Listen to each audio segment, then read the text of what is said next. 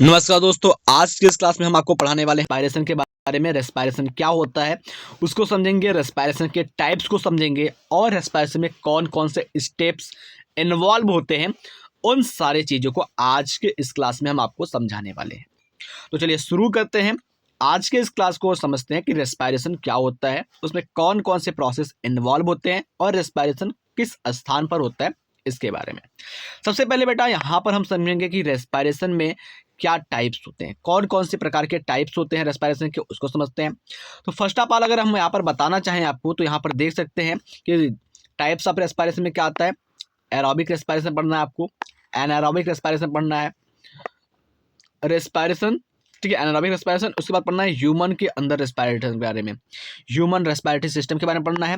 Respiration in plant के बारे में पढ़ना है, यानी कि कुल मिला जुला करके आपको यहाँ पर जो पढ़ना है वो आपको एरोबिक, एनएरोबिक, ह्यूमन के अंदर रेस्पायरेशन, प्लांट के अंदर रेस्पायरेशन। तो रेस्पायरेशन वाले पोर्शन में आपको इन सारी चीज़ों को कवर करना है, यानी कि कुल मिला जुला करके 1 2 3 4 टॉपिक को कवर करना है रेस्पायरेशन के अंदर। तो अब हम आशा करते हैं कि आपको क्या पढ़ना है ये आपने जान लिया कि रेस्पायरेशन दो टाइप के होते हैं, एक एरोबिक होता है, दूसरा एनारोबिक होता है। ठीक, ह्यूमन के अंदर रेस्पायरेशन पढ़ना है, प्लांट के अंदर रेस्पायरेशन पढ़ना है। इसी के साथ अब हम बात करते हैं रेस्पायरेशन के डेफिनेशन की, रेस्पायरेशन की परिभाषा की, जो कि आपके लिए क्या होता है, सबसे ज़्यादा महत्वपूर्ण यही होता है कि रेस्पायरेशन का डेफिनेशन। देखिए, आपके बोर्ड एग्जाम में पूछता है कि व्हाट इज रेस्पायरेशन, तो आप इन लाइनों को सिंपल सा लिख देंगे तो आपको बोर्ड एग्जामिनर जो होगा वो नंबर दे देगा। चलिए शुरू करते हैं। देखिए यहाँ पर the process by which a living beings, यानी कि एक प्रक्रिया जिसके द्वारा सजीव यूटिलाइज द फूड, भोजन का उपयोग करता है, टू गेट एनर्जी, एनर्जी पाने के लिए, ऊर्जा पाने के लिए, इज कॉल्ड रेस्पायरेशन। यानी कि एक ऐसी प्रक्रिया जिसके द्वारा लिविंग बींग्स ऊर्जा प्राप्त करते हैं भोजन का उपयोग करके, सजीव ऊर्जा प्राप्त करते हैं भोजन का उपयोग करके, उसको हम रेस्पायरेशन कहते हैं। अब रेस्पायरेशन क्या है बेटा, तो एक प्रोसेस होती है, एक प्रक्रिया होती है जिसके अंदर एक केमिकल रिएक्शन भी होता है। तो यहाँ पर उसके बारे में बताया जा रहा है कि respiration is an oxidation reaction. Respiration क्या होता है, एक ऑक्सीडेशन रिएक्शन होता है, ठीक है, इन विच, जिसमें carbohydrate is oxidized to produce energy, जिसमें कार्बोहाइड्रेट जो होता है वो ऑक्सीडाइज्ड हो जाता है और एनर्जी को प्रोड्यूस करने का काम करता है। तो आई होप आप इस चीज़ को अच्छे तरीके से समझ पा रहे होंगे। तो मैंने क्या बताया आपको, आप समझ लीजिए। मैंने आपको बताया कि जो रेस्पायरेशन होता है एक प्रक्रिया होता है जिसमें लिविंग ऑर्गेनिज्म, यानी कि हमारे, आपके और अन्य जानवरों के जैसे जो सजीव होते हैं वो भोजन का उपयोग करते हैं ऊर्जा प्राप्त करने के लिए, और इस प्रक्रिया को रेस्पायरेशन कहते हैं। और रेस्पायरेशन क्या होता है, एक प्रकार का ऑक्सीडेशन रिएक्शन होता है जिसमें कार्बोहाइड्रेट का ऑक्सीडेशन होता है और वो एनर्जी को रिलीज करती है। आगे बात करते हैं, तो यहाँ पर देखिए लिखा क्या गया है, तो mitochondria is a site of respiration. जो माइट्रोकांडिया होता है वो क्या होता है, रेस्पायरेशन का साइट होता है। And energy is released, it stored in the form of ATP, यानी कि माइट्रोकांडिया के अंदर जो रेस्पायरेशन होता है उसके बाद जो एनर्जी निकलती है वो क्या होती है, एटीपी के रूप में स्टोर हो जाती है। ATP is stored in mitochondria and release as per need, यानी कि अगर हम बात करते हैं एक सेल हो गया, ये इस सेल के अंदर क्या होता है, एक माइट्रोकांडिया हो गया इस तरीके से, और रेस्पायरेशन क्या होता है, इसी माइट्रोकांडिया के अंदर होता है, ठीक है, इसी माइट्रोकांडिया के अंदर होता है। और रेस्पायरेशन के दौरान क्या होता है भैया, एटीपी के रूप में क्या होती है, एनर्जी निकलती है। एटीपी के रूप में क्या होती है, एनर्जी निकलती है, जो कि माइट्रोकांडिया के अंदर स्टोर रहती है, और जैसे जैसे नीड पड़ती है, जैसे जैसे जरूरत पड़ती है एनर्जी की, तो ये एटीपी क्या होता है, रिलीज होता है नीड, आवश्यकता के हिसाब से। आई होप आप इस चीज को बिल्कुल बारीकी से अच्छे तरीके से समझ पा रहे होंगे। चलिए आगे की बात करते हैं, तो यहाँ पर बात करते हैं स्टेप्स ऑफ रेस्पायरेशन। रेस्पायरेशन के अंदर कौन कौन से स्टेप्स, कौन कौन से चरण इन्वॉल्व होते हैं उनके बारे में बात करते हैं। तो सबसे पहले अगर हम बात करते हैं, तो अगर आप रेस्पायरेशन होता है तो उसमें क्या होता है, ब्रेकिंग डाउन ऑफ ग्लूकोज, ठीक है, रेस्पायरेशन में क्या होता है, ग्लूकोज का ब्रेकिंग डाउन होता है। जो भी ग्लूकोज, ग्लूकोज का मतलब क्या होता है बेटा, जो भी हम फूड खाते हैं उस फूड के अंदर क्या होता है, कार्बोहाइड्रेट होता है, कार्बोहाइड्रेट पाया जाता है। अब इस कार्बोहाइड्रेट में क्या होता है, ग्लूकोज होता है, फ्रैक्टोज होता है, माल्टोज होता है, ये सारी चीज़ें होती है। तो सबसे पहले अगर हम बात करते हैं, तो रेस्पायरेशन में क्या होता है, जो ग्लूकोज होता है वो टूटता है किसमें, पायरुवेट में। तो ग्लूकोज का पायरुवेट में कन्वर्ट हो जाना एक प्रोसेस कहलाता है जिसको हम कहते हैं ग्लाइकोलिसिस। ठीक है, ग्लूकोज का पायरुवेट में कन्वर्ट हो जाना, यानी कि breaking down of glucose into pyruvate called a process, इसको कहते हैं ग्लाइकोलाइसिस। ठीक है, ग्लाइकोलिसिस प्रोसेस होता है जिसके द्वारा ग्लूकोज जो होता है वो पायरुवेट एसिड में कन्वर्ट हो जाता है। चलिए अब यहाँ पर स्टेप्स को हम जानते हैं। सबसे पहले जो आपका ब्रेकिंग डाउन होता है ग्लूकोज इनटू पायरुवेट में, तो वो कैसे होता है, यहाँ पे लिखा हुआ है कि this steps happen in the cytoplasm, यानी कि जो ग्लूकोज होता है ना, इस प्रकार से एक सेल हो गया, सेल का जो साइटोप्लाज्म हो गया, इस तरीके से जो सेल का साइटोप्लाज्म हो गया, इस साइटोप्लाज्म में क्या होता है, जो ग्लूकोज पाया जाता है, जो ग्लूकोज पाया जाता है वो क्या होता है, कन्वर्ट हो जाता है किसमें, पायरुविक एसिड में या पायरुवेट में। पायरुवेट में क्या होता है, कन्वर्ट हो जाता है। तो वही चीज साफ साफ लिखा हुआ है कि this steps happens in the cytoplasm. ठीक है, ये सारी जो प्रक्रिया होती है ग्लूकोज का पायरुवेट एसिड में बदलना, ये साइटोप्लाज्म के अंदर होती है। Glucose molecule is broken down into pyruvic acid. जो ग्लूकोज मॉलिक्यूल होती है वो ग्लाइकोलिसिस प्रोसेस के द्वारा 10 स्टेप की प्रोसेस होती है, उसमें वो क्या होती है, पायरुविक एसिड में टूट जाती है। Glucose molecule is composed of 6 carbon atom. जो ग्लूकोज होता है वो क्या होता है, 6 कार्बन एटम का बना होता है, while pyruvic acid is composed of 3 carbon atom. जो पायरुविक एसिड होती है वो 3 कार्बन एटम की बनी होती है। आई होप आप इस चीज को अच्छे से समझ पा रहे होंगे। यहाँ पर अगर हम बात करते हैं ग्लूकोज और पायरुवेट के फार्मूला की, तो इस तरीके से आप देखिए सबसे पहले बात करते हैं पायरुवेट की पायरुविक एसिड की फार्मूला की ना, यहाँ पर मैं लिखता हूँ पायरुविक एसिड। तो पायरुविक एसिड की फार्मूला की बात करते हैं तो यहाँ पर देखिए सिंपल सा C3H4O3। C3H4O3 जो होता है वो पायरुवेट एसिड का फार्मूला होता है। और वहीं पर अगर हम बात करते हैं ग्लूकोज की, इस ग्लूकोज की फार्मूला की बात करते हैं तो ग्लूकोज का फार्मूला जो होता है भैया वो C6H12O6 होता है, जिसके बारे में आप सभी लोग जानते हैं। तो आपको मैंने 2 चीज़ें नई सिखाई, एक आपको बताया मैंने कि breaking down of glucose into pyruvate, ठीक है, पायरुविक एसिड में कैसे टूटता है, और दूसरा बात मैंने बताया कि पायरुविक एसिड का फार्मूला क्या होता है। चलिए आगे चलते हैं। तो आगे की प्रोसेस में क्या भैया, ये हमारा पहला स्टेप्स हो गया। दूसरे स्टेप में बात करते हैं फैट ऑफ पायरुविक एसिड। ठीक है, अब अगर हम बात करते हैं जो पायरुविक एसिड होता है उसकी फैट की बात करते हैं। Further breaking down the pyruvic acid takes place into the mitochondria. जो आपकी पायरुविक एसिड होती है वो साइटोप्लाज्म में ग्लूकोज के टूटने के बाद बनती ही है, लेकिन उसके बाद क्या होती है, जो पायरुविक एसिड होती है वापस से वो क्या होती है, माइटोकॉन्ड्रिया के अंदर टूटती है। भाई देखो एनर्जी जो निकलता है वो एक बार में नहीं निकलता, उसमें बहुत लंबा स्टेप होता है। तो उस स्टेप को फॉलो करने के बाद एनर्जी रिलीज होती है। तो जैसे अगर हम बात करते हैं तो पहले क्या हुआ, साइटोप्लाज्म में ग्लूकोज से पायरुवेट बना। ठीक है, अब जो फैट होगा, जो आपकी फैट होगी पायरुविक एसिड की, उसकी बात करते हैं तो माइटोकॉन्ड्रिया में जाकर के क्या होती है, वापस से टूटती है। And the molecule form depend on the types of respiration in the particular organism.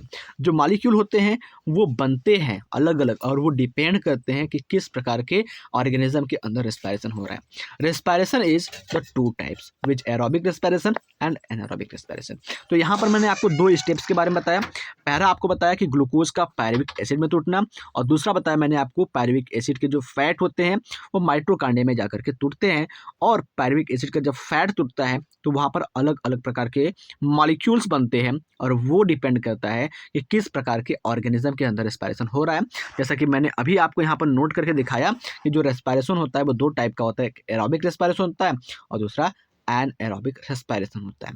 ठीक है, तो आई होप आप दोनों स्टेप्स को समझ गए होंगे और सारी चीज़ों को अच्छे तरीके से समझ पा रहे होंगे। तो आई होप आपकी सारी डाउट यहाँ से क्लियर हो रही होगी।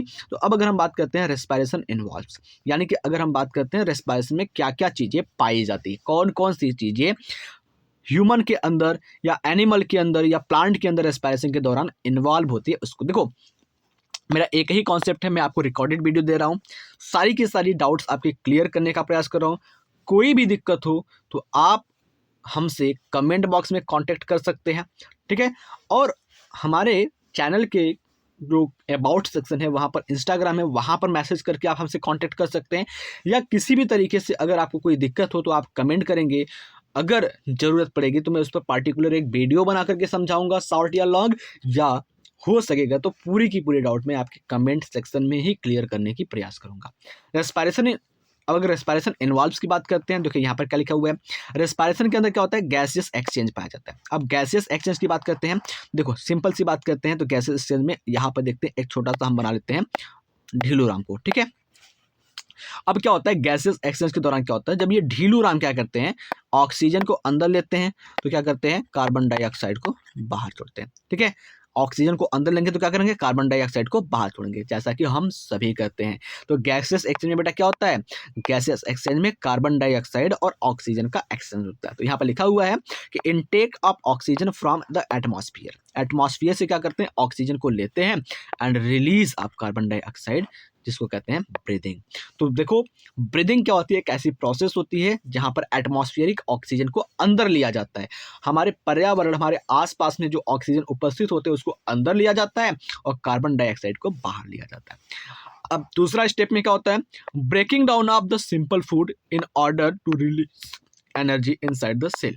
यानी कि अगर हम बात करते हैं पहले प्रोसेस में क्या होता है, गैसेस एक्सचेंज होता है, ठीक है, और दूसरे में क्या होता है, जो आपके सिंपल फूड होते हैं ना उनको ब्रेक किया जाता है, ठीक है, उनको तोड़ा जाता है, एंजाइम की उपस्थिति में ऑक्सीजन की उपस्थिति में को तोड़ा जाता है और तोड़ करके क्या करते हैं, वहां से एनर्जी रिलीज करते हैं। और ये सारी प्रोसेस क्या होती है भैया, आपकी सेलुलर रेस्पिरेशन के अंतर्गत आती है। आई होप आप इस चीज को भी अच्छे तरीके से समझ पा रहे होंगे। चलिए आगे की अगर हम बात करते हैं तो यहाँ पर एक बार आपको फिर से बता देते हैं, जो रेस्पिरेशन में होते हैं वो दो प्रोसेस इन्वॉल्व होते हैं। ठीक है, स्टेप्स की बात करते हैं तो स्टेप भी दो होते हैं, एक होता है ग्लूकोज का पायरुविक एसिड में बदलना और पायरुविक एसिड का फैट जो होता है उसको ब्रेक डाउन करना। अब अगर हम बात करते हैं कौन कौन से प्रोसेस इन्वॉल्व होते हैं, तो दो होते हैं, एक होता है आपका एक्सचेंज ऑफ गैस और दूसरा होता है breaking down of the simple food. यानी कि अगर हम बात कर सकते हैं ब्रीदिंग और सेलुलर रेस्पिरेशन होता है। तो सेलुलर रेस्पिरेशन में क्या होता है, जो सेल होती है ना उस सेल के अंदर क्या होता है बेटा, आपका जो सिंपल फूड होता है वो ब्रेक डाउन होता है। अब अगर हम बात करते हैं टाइप्स ऑफ रेस्पिरेशन की, देखो टाइप्स ऑफ रेस्पिरेशन की बात करते हैं तो सिंपल से तरीके से समझिएगा, जैसा कि मैंने आपको शुरुआत में ऊपर ही बताया कि जो रेस्पिरेशन होते हैं वो दो टाइप के होते हैं। कौन से होते हैं, एक होता है आपका एरोबिक रेस्पिरेशन, एरोबिक रेस्पिरेशन, और दूसरा क्या होता है एनएरोबिक, एनएरोबिक रेस्पिरेशन। देखिए अगर एरोबिक रेस्पिरेशन की बात करते हैं तो यहाँ पर सिंपल सा एकदम आप समझिएगा कि यहाँ पर रेस्पिरेशन करने के लिए क्या होगा, ऑक्सीजन की जरूरत होगी, और यहाँ पर रेस्पिरेशन करने के लिए क्या होगा, ऑक्सीजन की जरूरत नहीं होगी, नो नीड ऑफ ऑक्सीजन। ठीक है, तो इस चीज को समझ लिया आप। अब चलिए देखते हैं कि जो आपका एरोबिक रेस्पिरेशन है वो क्या कहता है। ठीक है, एरोबिक रेस्पिरेशन क्या कहता है उसको समझते हैं। यहाँ पर देखिए कि दिस टाइप ऑफ रेस्पिरेशन, इस प्रकार का respiration happen in the presence of oxygen.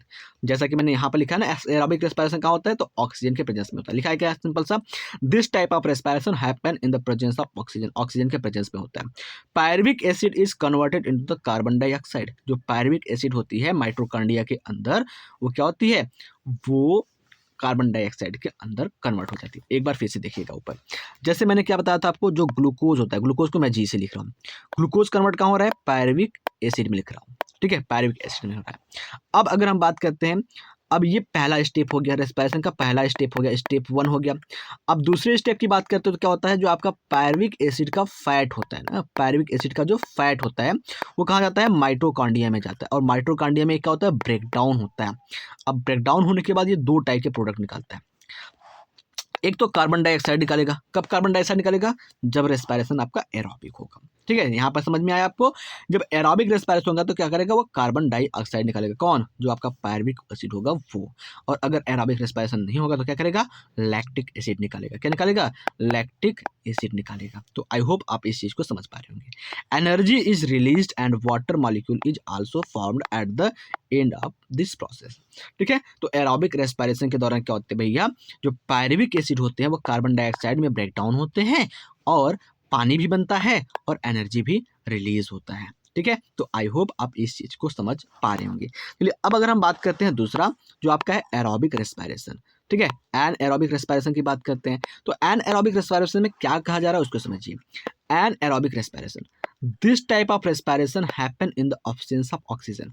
इस प्रकार का जो रेस्पिरेशन होता है वो ऑक्सीजन के ऑब्सेंस में, ऑक्सीजन की अनुपस्थिति में होता है।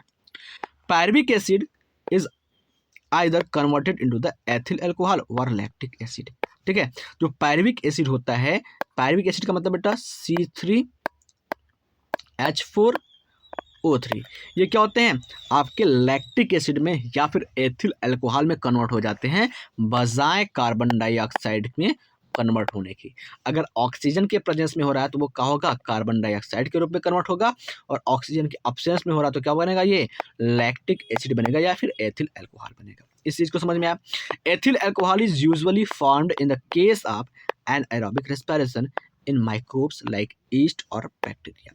जो आपकी पायरुविक एसिड होती है वो एथिल अल्कोहल को कन्वर्ट करती है ऑक्सीजन की अब्सेंस में। जो रेस्पिरेशन होता है मुख्य रूप से आपके ईस्ट के अंदर, बैक्टीरिया के अंदर। Oh lactic acid is form in the some microbes as well as the muscle cell. ठीक है, अगर हम बात करते हैं जो लैक्टिक एसिड होता है वो कुछ माइक्रोब्स में और साथ ही साथ जो इंसानों की मसल्स होती है वहां पर बनता है। सिंपल से समझिए बेटा, आप समझने की बात यह है कि जब आप पुशअप करते हो तो आपके हाथ में जो आपका पखुरा होता है ना, वहाँ पर दर्द होने लगता है। क्यों दर्द होने लगता है? क्योंकि वहाँ पर प्रॉपर ऑक्सीजन नहीं पहुँच पा रहा है। जब प्रॉपर ऑक्सीजन नहीं पहुँच पा रहा है तो वहाँ पर जो ग्लूकोज मॉलिक्यूल है वो ब्रेक डाउन तो हो रहा है, लेकिन in the absence of oxygen हो रहा है। जब in the absence of oxygen break down हो रहा है तो वहाँ पर कार्बन डाइऑक्साइड न बन करके वहाँ पर लैक्टिक एसिड बन रहा है, और इस वजह से आपको क्या हो रहा है, दर्द हो रहा है, इस वजह से आपको पेन हो रहा है। और जैसे ही आपको प्रॉपर ऑक्सीजन पहुंचने लगता है तो वो लैक्टिक एसिड क्या होता है, वापस से ब्रेक डाउन हो जाता है। ठीक है, और वहां पर नॉर्मल आपका एरोबिक रेस्पिरेशन होने लगता है। तो आई होप आप इस चीज को समझ पा रहे होंगे। चलिए आगे की बात करते हैं, तो आगे की लाइंस में क्या बताएगा उसको समझते हैं। जस्ट एक सेकेंड बेटा। चलिए आगे क्या है, यहाँ पर कुछ स्टेप्स, कुछ रिएक्शन करके बताए गए हैं, उसको समझ लेते हैं और इसके बाद आज की इस क्लास को समाप्त करते हैं। फिर अगले क्लास में हम चीज़ों को सीखेंगे। देखिए यहाँ पर क्या कर रहा है, जो ग्लूकोज होता है, जो कि क्या होता है, 6 कार्बन का मॉलिक्यूल होता है, वो ब्रेक डाउन होता है पायरुवेट एसिड में। ठीक है, 3 कार्बन मॉलिक्यूल वाले में, और साथ में क्या करता है, रिलीज करता है एनर्जी। और जो पायरुवेट एसिड होता है वो ईस्ट में टूट जाता है। ठीक है, एथिल अल्कोहल के रूप में, कार्बन डाइऑक्साइड के रूप में, और एनर्जी निकलता है। ठीक है, तो अगर हम बात करते हैं जो ग्लूकोज होता है वो नॉर्मली अगर ऑक्सीजन के प्रेजेंस में रेस्पिरेशन हो रहा है तो वो पायरुविक एसिड में टूटेगा, और पायरुविक एसिड क्या करता है, कार्बन डाइऑक्साइड बना लेता है। सिंपल सी बात। अब पायरुविक एसिड जो होता है वो अगर इन द अब्सेंस ऑफ ऑक्सीजन टूटता है तो क्या करेगा, वो एथिल अल्कोहल बनाएगा, कार्बन डाइऑक्साइड बनाएगा और एनर्जी रिलीज करेगा। पायरुविक एसिड अगर मसल्स में है, ठीक है, और वहां पर ऑक्सीजन अब्सेंट हो तो क्या करेगा, लैक्टिक एसिड का फॉर्मेशन करेगा और एनर्जी बनाएगा। पायरुविक एसिड और माइटोकॉन्ड्रिया में टूटता है और वहां पर ऑक्सीजन प्रेजेंस होता है तो कार्बन डाइऑक्साइड, वाटर और एनर्जी को रिलीज करेगा। तो आई होप इन सारी चीज़ों को आप अच्छे तरीके से समझ पा रहे होंगे। तो इसी के साथ आज की इस क्लास को हम समाप्त करते हैं और मिलते हैं आपसे अगले क्लास में। लेकिन उससे पहले क्या करते हैं, यहाँ पर आपको कुछ रिएक्शन है वो सारी चीज़ें आप देख सकते हैं। तो जो भी मैंने ऊपर यहाँ पर इस तरीके से लिखा हुआ था, ठीक है, इसका ये क्या है, इक्वेशन है, केमिकल इक्वेशन है। इसका चाहे तो आप स्क्रीनशॉट ले सकते हैं, इसको भी लिख सकते हैं, या फिर यहाँ पर जो आपका है उसको भी लिख सकते हैं। और साथ ही साथ मैं कहूँगा आपसे कि आप इस चीज़ का स्क्रीनशॉट जरूर ले लें, क्योंकि ये ये रेस्पिरेशन के दौरान जो ग्लूकोज होता है वह कैसे टूटता है, किस में टूटता है, उन सारी चीज़ों के बारे में बताया गया। तो रेस्पिरेशन के टाइप्स भी हो जाएंगे यहाँ पर, रेस्पिरेशन में एरोबिक और एनारोबिक रेस्पिरेशन का डिफरेंस भी हो जाएगा। तो यहाँ पर देख सकते हैं रेस्पिरेशन 2 टाइप के होते हैं, एरोबिक और एनारोबिक होते हैं। तो एरोबिक रेस्पिरेशन का देखो यहाँ पर लिखा हुआ है और यहाँ पर एनारोबिक लिखा हुआ है, तो ये दोनों क्या है, डिफरेंस है। तो इन दोनों डिफरेंस का क्या करो, आप स्क्रीनशॉट ले लोगे। तो लिखा हुआ है कि takes place in the presence of oxygen. जो एरोबिक रेस्पिरेशन क्या होता है, ऑक्सीजन के प्रेजेंस में होता है। एनारोबिक ऑक्सीजन के एब्सेंट में होता है। Occur in mitochondria, occur in cytoplasm. जो एरोबिक होता है वो माइटोकॉन्ड्रिया के अंदर होता है, एनारोबिक साइटोप्लाज्म के अंदर होता है। एंड प्रोडक्ट क्या होता है, कार्बन डाइऑक्साइड, वाटर बनता है एरोबिक रेस्पिरेशन का, और एनारोबिक रेस्पिरेशन का एंड प्रोडक्ट क्या होता है, अल्कोहल और लैक्टिक एसिड बनता है। यहाँ पर क्या होती है, aerobic respiration more amount of energy release होते हैं और यहाँ पर less amount of energy release होते हैं। ठीक है, आई होप आप इस चीज़ को अच्छे तरीके से समझ पा रहे होंगे। तो इसका भी स्क्रीनशॉट ले लीजिए, आपके बोर्ड एग्जाम में काफ़ी ज़्यादा ये हेल्प करने वाला है। तो चलिए आगे देखते हैं। तो आगे की क्लास में अगर हम बात करते हैं तो अब हम बात करेंगे pain in leg muscle while running. जब हम दौड़ते हैं तो आपके पैरों में दर्द क्यों होता है, इसके बारे में बात करेंगे। इसमें रेस्पिरेशन का क्या योगदान है, इसके बारे में बात करेंगे, और इसके बाद ह्यूमन रेस्पिरेटरी सिस्टम के बारे में बात करेंगे। तो इसी के साथ आज की इस क्लास को समाप्त करते हैं और फटाक से आप इस चीज़ का स्क्रीनशॉट ले लीजिए ताकि आपके आगे की एग्जाम में मदद कर सके। तो मिलते हैं आपसे अगले क्लास में। अगर कोई भी डाउट है तो आप कमेंट सेक्शन में पूछ सकते हैं, मैं वहाँ पर आपको जवाब देने के लिए तैयार हूँ।